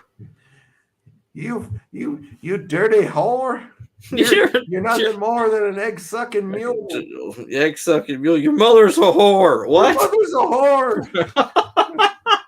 What? Okay, Terry. Leave me alone, Terry. A whore. No. I wonder if Terry's still wrestling. No, he's not. I think he's in a nursing home right now. Really? I know he was in some type of facility for a while, and he was experiencing a lot of like dementia or Alzheimer's like symptoms, but yeah, he might be in like an assisted living place, or might be having under the care of people a little bit. I don't think he does appearances anymore. But I could see Terry's sitting in like the middle of like the cafeteria, just randomly starting shit and just throwing like a fucking tray at somebody, like, "Come here, you egg-sucking dog." One day, hopefully, way down the road, and hopefully he lives for an even longer time. I think he's in his late 70s now. Unfortunately, when Terry Funk eventually goes one day, they're going to be at his funeral. I mean, he's going to pop out of that casket and start doing moonsaults onto people from it. Terry Funk is a special breed of a talent, man. I love Terry Funk. Whoa. Holy fuck. Hold on. What's today? Today, you mean like the actual day? Yeah, the date. The 17th of April, 2023. Funk died 2 days ago. No, he didn't. He did. No, he didn't. I'm reading the... Wait, hold on. I'm going to look into this. No, he didn't die. That would have been a big announcement and shit.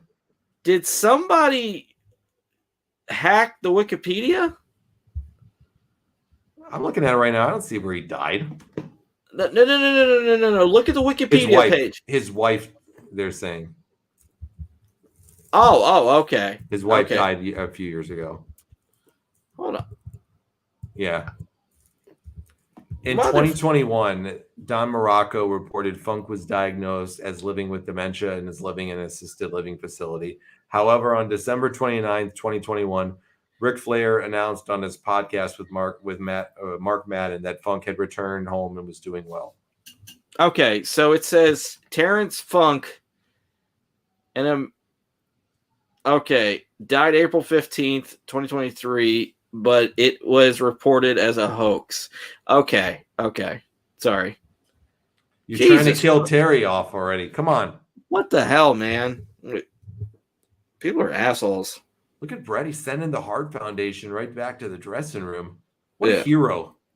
Yes. He's teaching all these people about what it's like to overcome the odds. He had a very, very, very serious hangnail at this time. Yes. Yeah, he did. Look at him. They all love Brett, man. They don't want to leave him alone.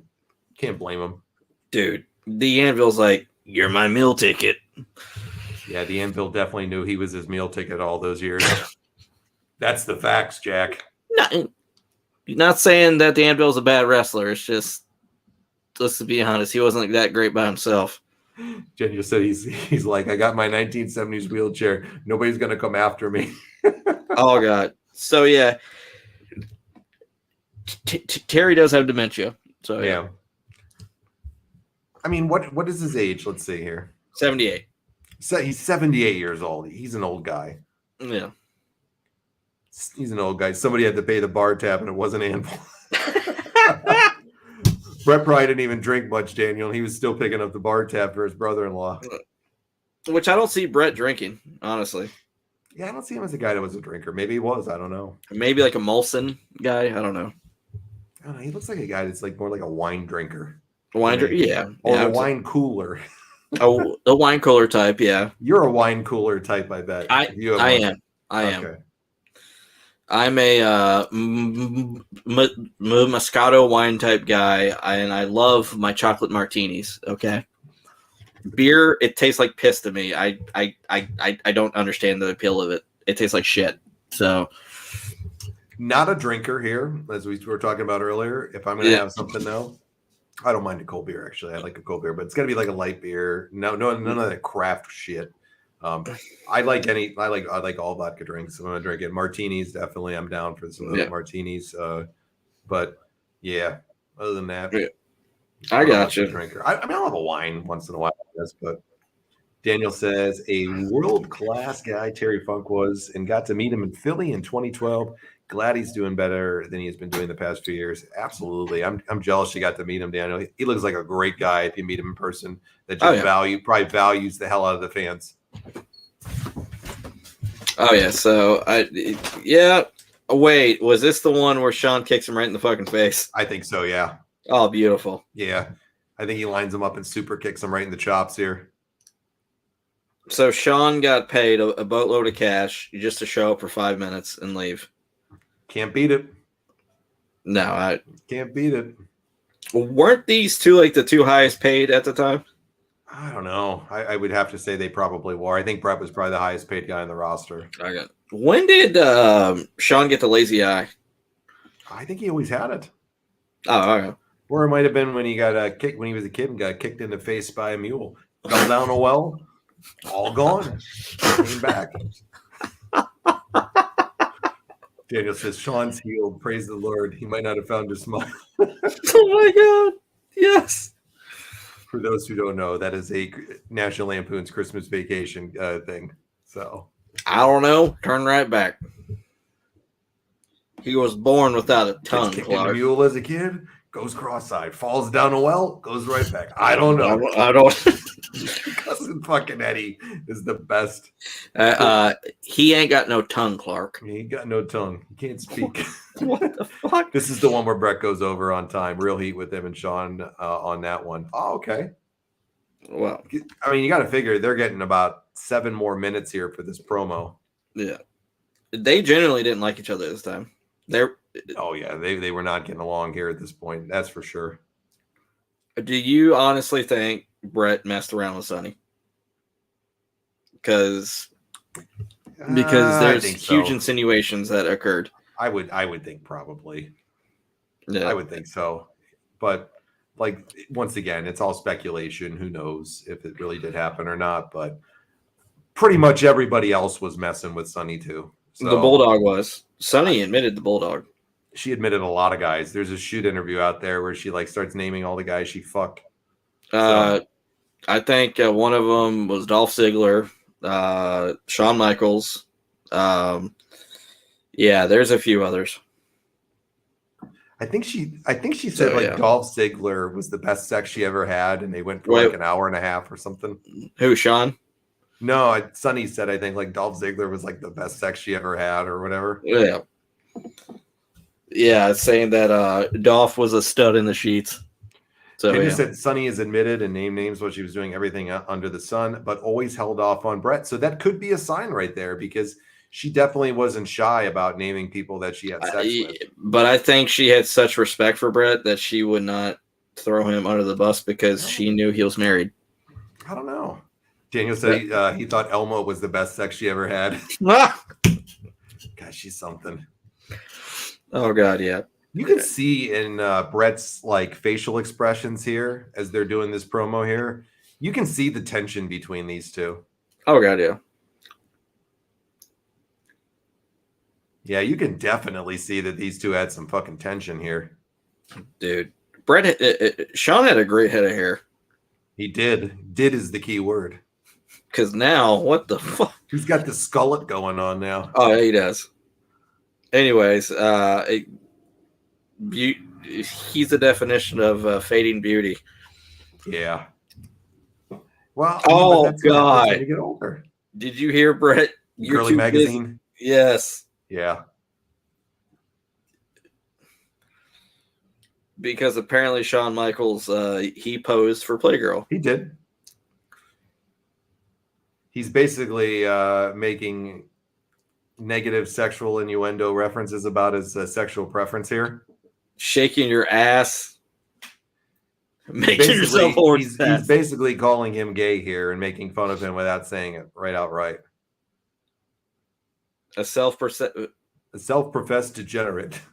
I think this is how the Generation X name was born right there. Because Brett, he kept saying, okay, you're a damn degenerate. And Sean's like, okay, then I'm going to own that name. Daniel makes a good point. Brett loved the Girly Magazine comments all the time about it. I wonder how many issues he had of it. Oh, yeah. He did mention that a lot, though, when he would talk about that with him. Oh, yeah. Did you tune in to the episode of Raw where they reconciled? Absolutely, I did. I thought it was awesome. I loved it. Do you think that they were both being genuine? Do you think they... Okay. Yep. I watched one of the A&E documentaries on, I think it was their rivalry recently. Yeah. And I think it was the Shawn Michaels, Bret Hart. And then they show him back from like last year sometime when they saw each other for the first time in many years. And they both admit that they still exchange messages on like birthdays and holidays. And then when they get together, you know, you see them talking in there and communicating real nice to one another. And they both admit that they cheated parts of their career by their own stupidity, which I respect that on both of their parts. They grew up a little bit, you know? Oh, yeah. And the thing is that Sean is a complete 180 from this man we're watching right now. So absolutely. 100%. And the thing, Sean or Austin was Brett's best rival of all time? Austin. Yeah, I'm going to go the opposite. Really? Yeah, it's close. Real close to me. It's a hard choice, but I got to go with Sean. They had a hell of a run together. You pathetic, scent, violent people. Yep. Now he's standing up out of that chair. Hallelujah. Yep, he's about to get a super kick here. Boop. There it is. This is back whenever super kicks actually mattered, and you kick somebody and they were knocked the fuck out. Brett going over the wheelchair there was just tremendous. Now, God, here's Brian. Brian. Run away from the entire Hart Foundation here is awesome. Look at this. This is funny. You know he's taunting him and teasing him. He's got the crutch out there. I think this is eventually going to lead to the Undertaker versus Brett at SummerSlam with Sean as a special referee. Oh, they got him now. Oh, shit. Oh, he's fighting him off with the crutch. Pillman's going to take him to the back there. They're going to beat him down a little bit, it seems. Oh, wait. This is going to lead to Sean and Austin beating Bulldog and Owen for the tag titles. And then that's going to lead to Sean versus Austin at the King of the Ring. Well, you know Austin's going to come out here in a second here because Pillman's out there. Shit, look at the strength of Bulldog God. picking him up. Here he is. There's Austin. Oh, hell yeah. Dude, this has been a really good Jesus, show. he's beating the shit out of him with that crutch. Good Lord. Dude, the Delaware crowd's going nuts. This Newark Delaware crowd was hot all night. They were good. Please come back. We don't want to see no more tractor pulls. Dana says, we're going to keep our cameras rolling. See ya. He said they went on for another couple minutes after the show when he was supposed to get popped, and Sean always thought Brett did it on purpose. Really, were they supposed to do was he supposed to do the kick before the camera stopped? I don't know. Yeah.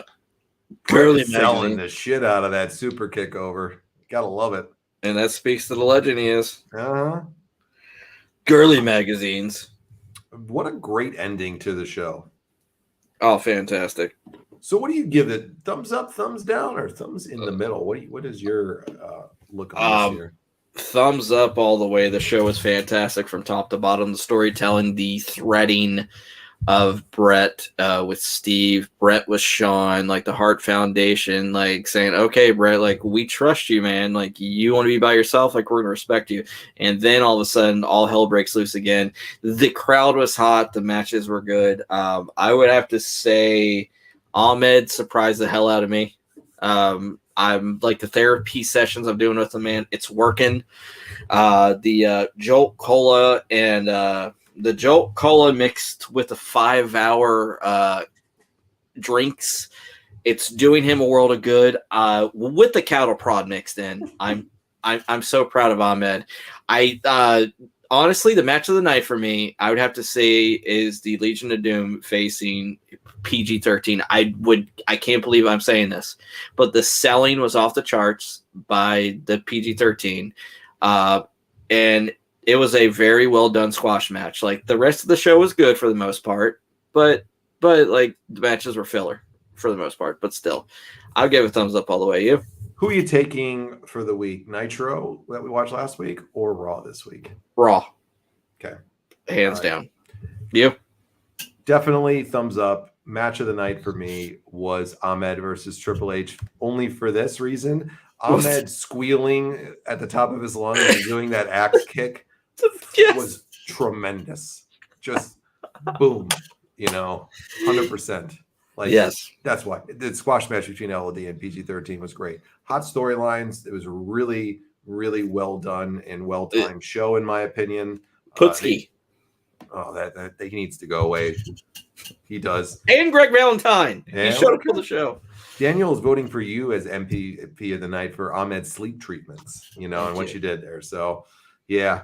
And who do I give for the week? Who's that? Definitely.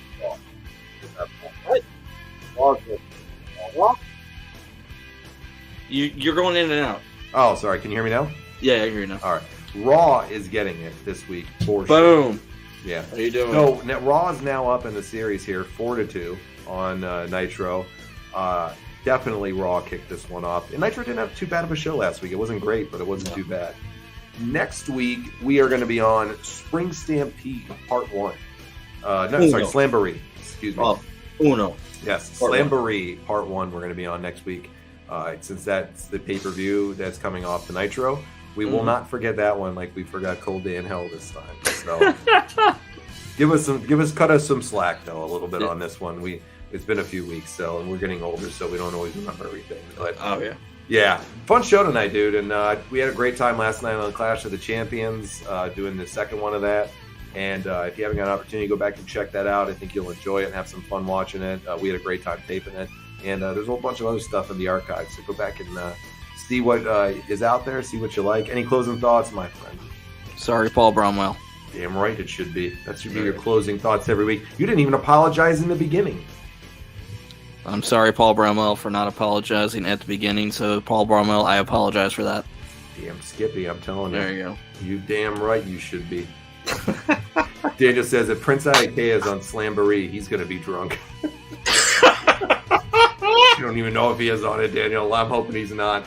Well, everybody, make sure you like and follow the page here on Facebook. Subscribe on YouTube. Hit that notification for it. That way you get notified when we got something coming up, and we would greatly appreciate that. Until the next time, we'll be back again next week, same time, same place. I am John. This is Brother Martin. We will catch you again real soon. Good job on the sleep apnea with Ahmed, Chris. You definitely get a thumbs up from, I think, all Miracle worker, man. That cattle prod does miracles. Yeah, it really does. All right, everybody, we're on out of here. So be good. Enjoy the rest of your week. Hopefully you had some fun watching this live or later on. We'll catch you again real soon right here on the Retro Wrestling Revival.